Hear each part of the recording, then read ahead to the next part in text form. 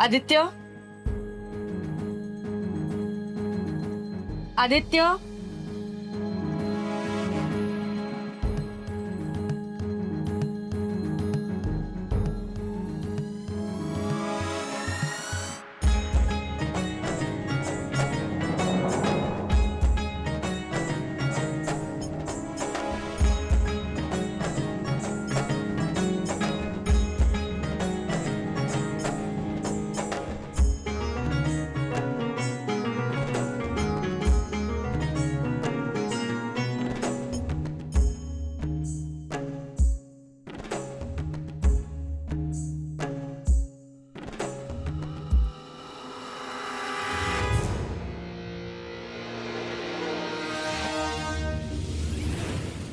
आई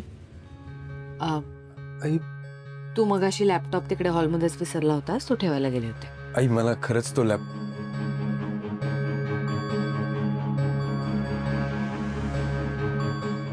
okay thank you. मी हळूहळू करून त्याचे पैसे फेडेन.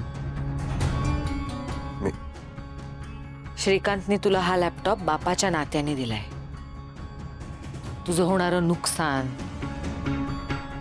तुला जे वाईट वाटतंय त्यामुळे त्याला वाईट वाटतंय. तो लॅपटॉप फुटल्यामुळे तुझं प्रोजेक्ट होता होता तू पुन्हा मागे पडलास. ह्यानी त्याला त्रास होत होता आणि म्हणून त्याने तो लॅपटॉप तुला दिलाय. कळलं? Thank you thank you so much. आणि आई तुम्ही काळजी करू नका. मी पुन्हा नव्या जोमाने कामाला सुरुवात केली आणि 2 दिवसात माझा डेटा सुद्धा रिकवर होईल. त्यामुळे प्लीज तुम्ही काळजी करू नका. आणि लॅपटॉपसाठी थँक्यू. ठीक आहे.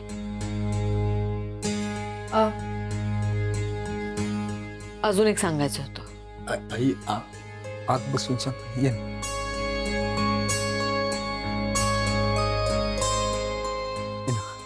प्लीज बस ना. बस. हे बघ, प्रीतम तुला जे काही बोलला ते फार मनावर घेऊ नकोस. तो असं वेड्यासारखं का बोलत होता मला खरंच माहित नाही. मला प्रीतमच्या बोलण्याचा अजिबात राग आलेला नाहीये. विचार केला तर